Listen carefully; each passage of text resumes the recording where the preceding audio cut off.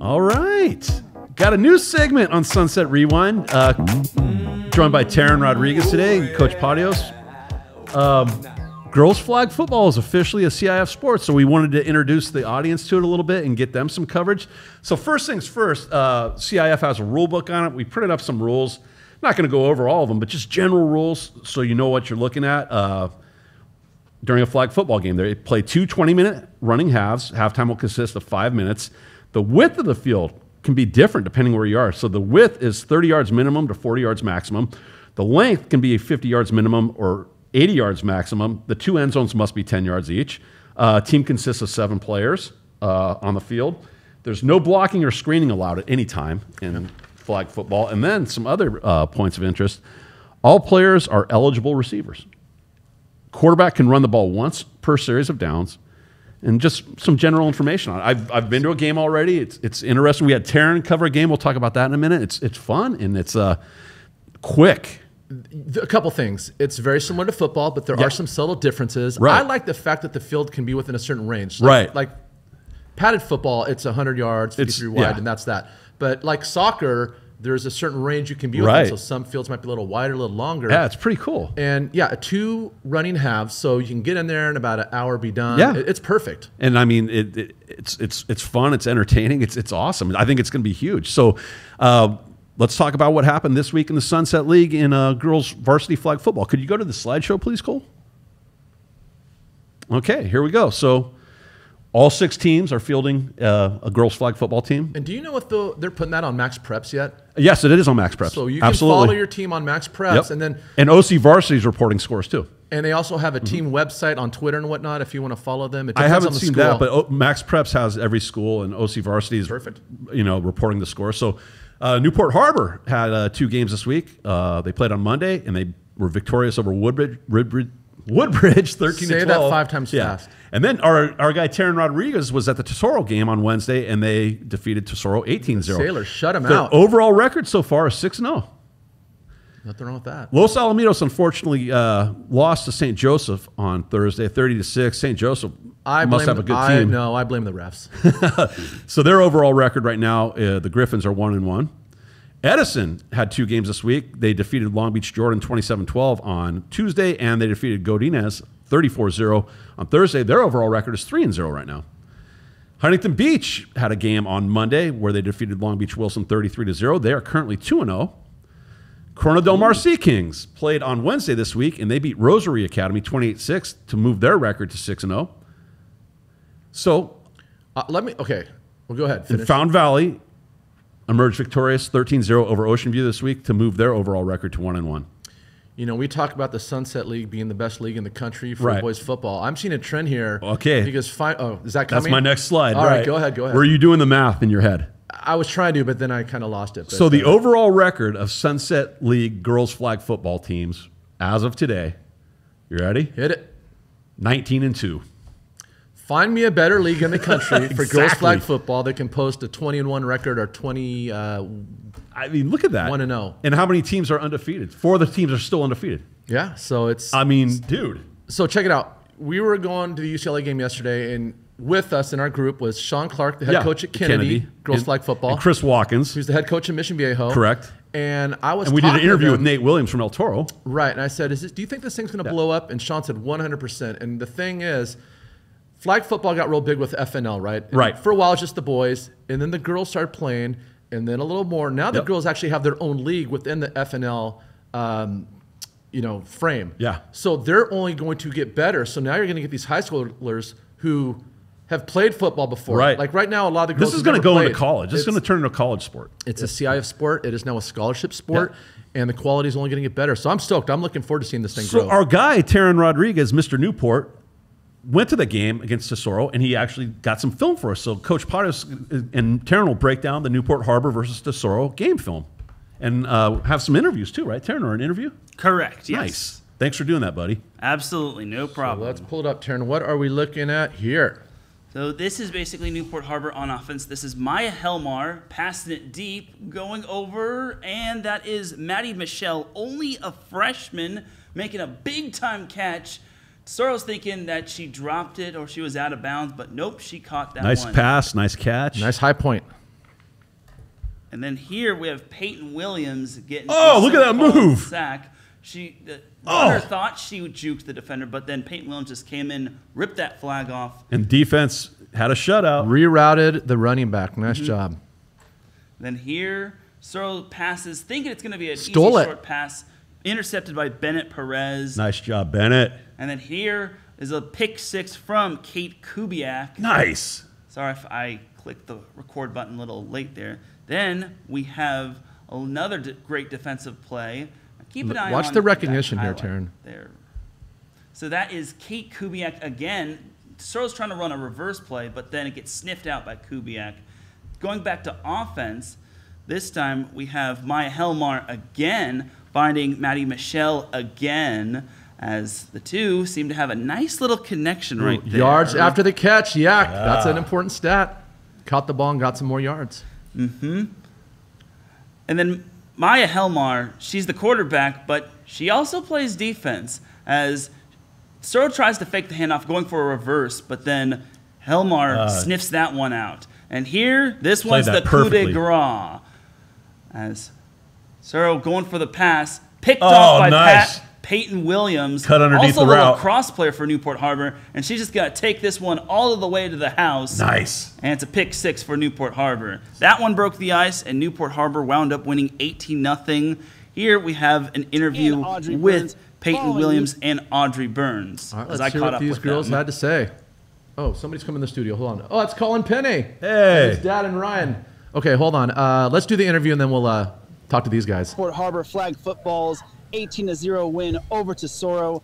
All right, you two, you just picked up the win over Tesoro. It was your first home game as a CIF Southern Section sanctioned sport.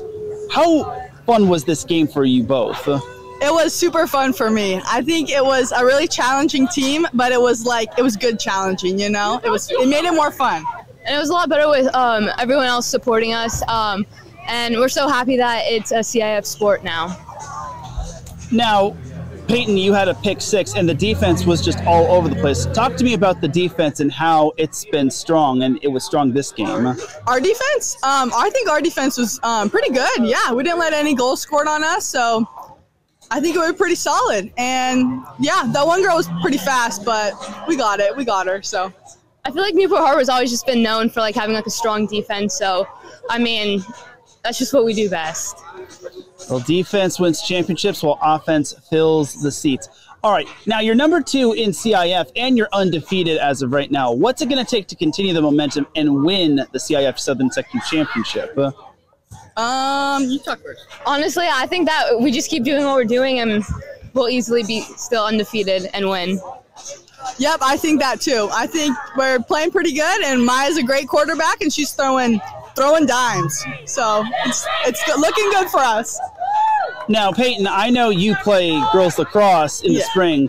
Audrey, do you play any other sports at Newport Harbor? I play varsity soccer. Awesome. Well, that's great to see and hear. All right, you two, thank you for your time. Congratulations on the win, and we hope to see you soon. Thank you. Thank you. Yeah, great interview there, Teran. Those lady sailors. Yeah, getting it done. So literally, as we're doing this show, the head coach of Newport Harbor, this girls' flag football team, walks into the studio. Coach, you want to come up and say a couple words? Hey, Teran, can you take your spot, please, real quick? All right, or do you want to do it? You can have mine. Oh, go ahead. Here, go ahead, right here, Coach. And then Colin Penny from CDM, he's hanging out on the. Do you guys know each other, or was it coincidence? Okay. Coincidence. Well, come on, Coach. All right. Dude, everybody's coming in the studio. That's awesome. It's Thanks a party. for being here, Coach. Absolutely. Glad to be here. So, joined by Coach Geiser of Newport Harbor. Yes. What's it like, being the head coach of a program in its infancy? I mean, you're the first one to do this. So, I mean, this is like groundbreaking stuff. It's got to be pretty cool, right? Yeah, it's very cool. Well, I've been coaching the last 2 years prior to this when it was just a club sport. Okay. So I do have experience with it, but being a CIF sport changed things, certainly. Went from last year, there were 14 high schools doing the club stuff, and now we're, I believe, over 120 high schools. Right, and there's plenty of room to grow. I believe there's over 500 members in the Southern Section, so this is just going to only grow every year. Yes, I would anticipate that.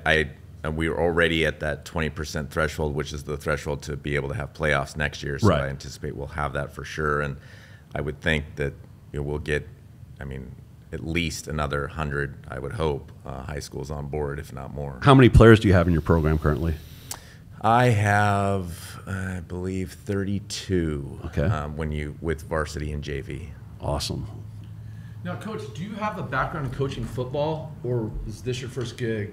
Oh yeah, this is my first gig. I mean, I've coached flag football for over a decade, but that was primarily recreational. And then I coach a club flag football team that's much more. That landscape is far different, much more competitive. Out here, it's not as big yet, the club circuit, but out on the East Coast, it's been over 5 years, 5 to 7 years.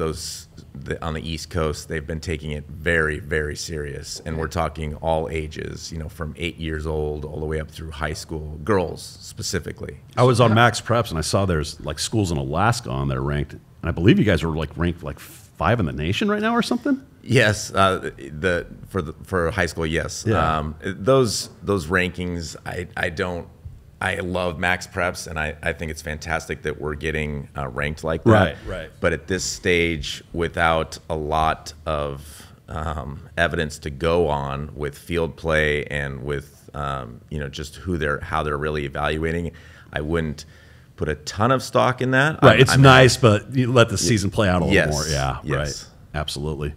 Taryn, you got any questions? Why don't you read the Newport Harbor roster there, the varsity roster? Yeah, there are some notable names here. There's Emma Chex, who is actually the younger sister of Johnny Chex. Oh. And she actually also plays lacrosse, just like Peyton Williams. Tell me, do you happen to have any other dual sport athletes that we should know about? Yeah, all of my players are dual sport athletes. For one, I encourage it. I am absolutely a huge proponent of all athletes playing multiple sports. I think it's better for them, both physically and mentally. But in particular for flag football, we have to rely on these girls that are playing other sports, because right now flag football is not their priority. Especially as a first-year sport, right. They're going to be prioritizing other sports that they've played throughout their time, both in high school and growing up, and that they perhaps have ideas of maybe playing beyond high school. So I understand that as a coach, but we want the best athletes, and so we have quite a few soccer girls. Most of our players are soccer players, and then we do have some lacrosse and a couple basketball players. So it's across the board. Can you talk real quick just about the scholarship component? I know they're starting to get scholarships. Is that? Yeah, right now it's at the NAIA level, so it's a smaller level. Just this year, the Atlantic Conference, that's a D3 conference out in the East Coast, announced that they would be offering flag football as a sport beginning next year. It's the first non-NAIA conference to do that, so it was pretty exciting news for the flag football landscape.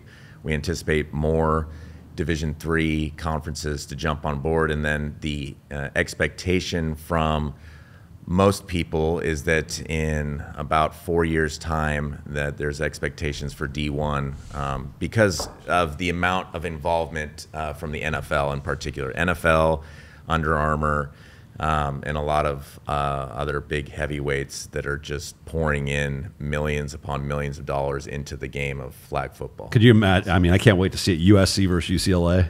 Oh well, yeah, that would be the dream. That's going to be awesome. Well, Coach, thank you so much for coming down here today. Love what we're seeing. I mean, you guys are 6-0 now. Who do we got this week playing? We got a home game against Huntington Beach. Okay, hey, go out there. That's a league game, Huntington Beach. That is a league game. We're looking forward to it. Well, thank you so much for coming down and joining us today, Coach Geiser from Newport Harbor. Look forward to seeing your team play some more this year.